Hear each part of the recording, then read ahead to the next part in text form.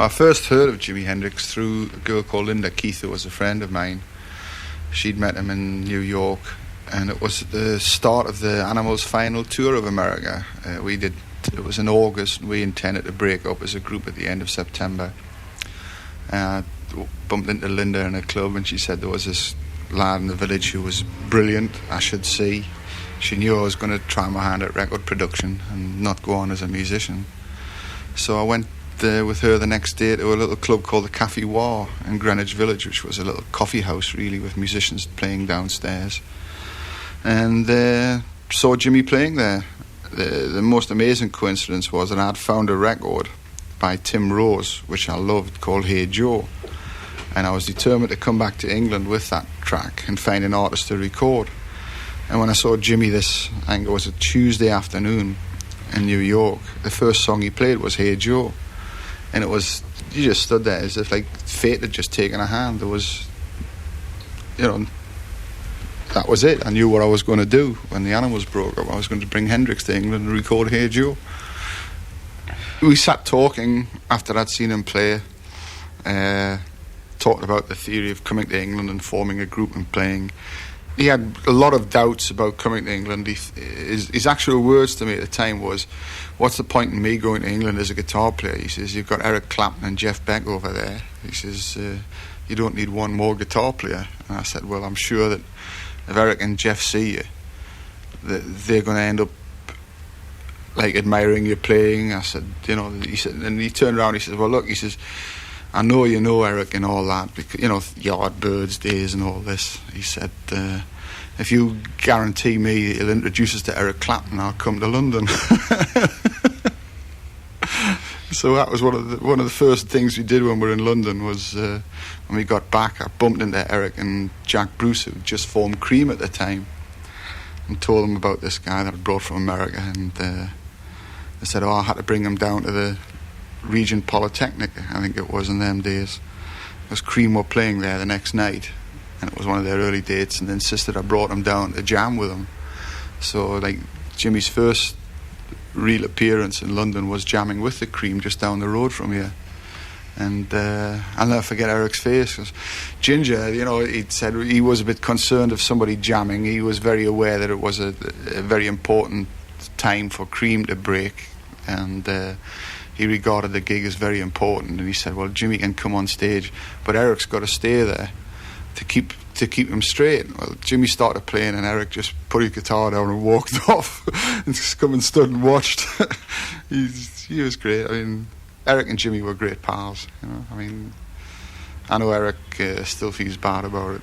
Noel came up to try and get an audition for the new Animals as a guitar player. This guy walked in with a haircut the same as Hendrix. And I said, "Well, Vic Briggs has got the gig with the Animals, but I'm looking for a bass player with this guy I've brought from the States." I said, "He's such an amazing guitar player, you might want you'll see him and want to pack the guitar in and go to bass, So I whipped Noel down that day, and he borrowed my bass guitar. He never played bass before. And him and Jimmy sat there for about 2 hours, and Jimmy said, "Hey, I like this guy." That's the first one. Mitch Mitchell had just split up with the Blue Flames, and he was looking for a gig. And it was a toss-up between Ainsley Dunbar and Mitch Mitchell, and literally we spun a coin. We couldn't make our minds up, and it fell for Mitch. Jimmy just wanted to play all the time. I mean, during the day we sat at home, played games of Risk, and we had this game going for days on end. And at night we'd go out to a club, and he would sit in, and he would just jam with whoever was playing there. And it just became like within a week of him arriving, like all the musician side of the business were going down anywhere where they thought Jimmy would be playing that night.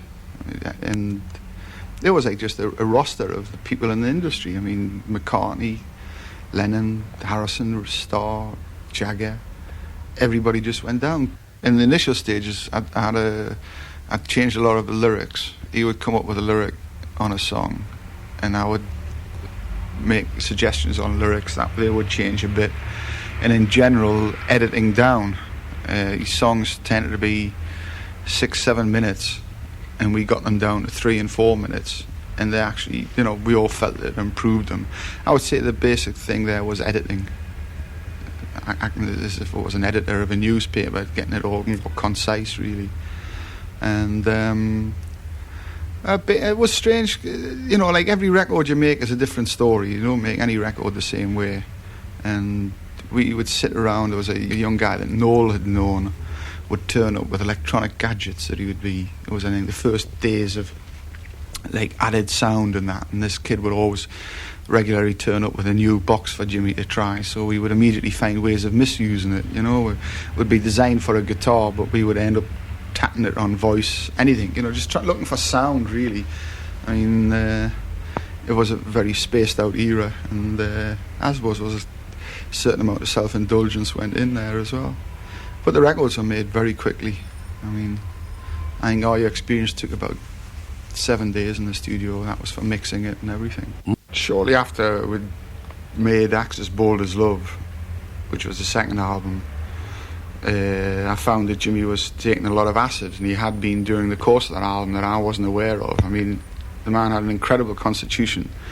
You didn't actually detect the man was on a trip when he was on one. Among a lot of people in that era, the love generation, if you like, a religious attitude to LSD, that it was going to solve all the problems in the world, and a lot of people fell into it. And I tried very hard to convince Jimmy that he shouldn't be dropping acid, especially the fact that he was drinking a lot as well, and it's a nasty combination. It just brought about a change in the lad's personality entirely. I blame a lot of it on Mike Jeffrey, who was my partner at the time. As fast as I had a conversation with Jimmy regarding acid, Mike would turn up with a new cocktail for them both to try, because the two of them were into it, with this religious sort of bent of acid. And then we went into the studio to record Electric Ladyland, and he would turn up with 30 hangers on who would be lying around the studio, and Jimmy would proceed then to play for them, not for the tape machines. And I would be sitting there in the control room for 5 days, going over one song over and over again, that because of the dope and things Jimmy was into, we couldn't get through to him that we'd got it right the first time. And there was no need to spend another 4 days recording it. After 2 weeks of Electric Ladyland, I think we had 3 backing tracks in the can after 14 days in the studio. We'd recorded All You Experienced and Axis Bold as Love in that same period, mixed them, recorded them, everything. And here we were with only 3 backing tracks in the can, and I just felt useless. I was sitting there, nothing I said was taken as useful, because I wasn't dropping acid with them, therefore I wasn't connecting with them and their religious trip thing that they were in. So I thought, well, I've done all I can here, I'm off. So last time I saw Jimmy in the context of still being involved as producer-manager was in Los Angeles, and it might sound ludicrous when I tell you the events, but it got to a point where it was typical of Jimi Hendrix. On the Thursday night, he hit a girl with a brick, necessitated her going to hospital for stitches, and she subsequently settled out of court, damages something like $75,000 to keep it quiet. He bought, I think it was 17 televisions for a house that had a television already in every room, 8 stereo sets. He sent his road manager, Jerry Stickles, to New York to bring his car from New York to Los Angeles. He only had it in Los Angeles an hour when he'd wrapped it up, walked straight away from the crash into a shop and bought a new one, which he wrapped up the following day, and bought yet another one. 3 Stingrays in one weekend, a girl with a broken face, 17 TV sets, umpteen stereos. I think he bought 9 guitars that weekend as well. I mean, Jimmy invented spending. Such was the state that the man was in. Chas Chandler opted out, but eventually responded to a series of appeals for a reconciliation. We turned up at their house, asked us if I would produce and manage him again. I said I would, but only if Mike Jeffrey was totally out of the picture, and that there was no way I would ever work with Mike Jeffrey again in any circumstances. He agreed with that, flew back to New York, and phoned us up the next day saying, listen, can we not make a deal where Mike is still involved? And I said, well, no, as long as Jeffries is there. And I never saw him again till 2 days before he died.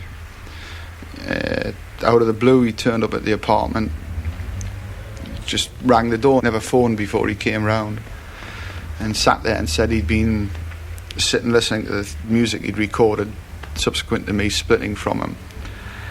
He'd been in the studio for a year or something, on and off, and he wasn't happy with what he had in the can, and would I produce him again? And I said, by this time Mike was, I think he was wanting to put as much distance between him and Mike Jeffrey as possible by this time. And again I said, definitely, I would love to make records with you again. And I said, but it's stupid to just dismiss everything you've done over the last year in the studio. Why don't we sit with the material in the studio and listen to what's there, and then start either patching it up, changing it round, or recording some of it again. He thought that was a good idea. I think that was a Wednesday night, and I'd already arranged that weekend I was going to go up to northeast of England, see my family. And I said, well, I'm leaving Friday morning. He says, well, I'll go to New York Friday morning and bring all the 24 tracks back to England. He says he wanted to go out to Olympic Studios, where we'd done all 90% of his past work. He wanted to use that studio again, because he really felt that's the way to put it right. So he was going to go to New York on the Friday morning, and I came into the office very briefly on the Friday morning. There was like dozens of messages for me to call, like different papers, Les Perrin. And I went, oh, what's all that about? That can wait till Monday. And I just jumped on the train and knew nothing about it. When I got off the train at Newcastle, my father was there. He said, I've met you off the train to take you out the side entrance of the station to avoid all the reporters. I says, well, what are you talking about? He said, don't you know? I says, what? He says, Jimmy's dead. Hendrix was in the 60s. Well, if you heard Rock On at the weekend, you'll have heard an hour on Jimi Hendrix. If you didn't, then, well, you missed a good programme. First of all, before we do all that, 12 minutes after 8 o'clock, it's this.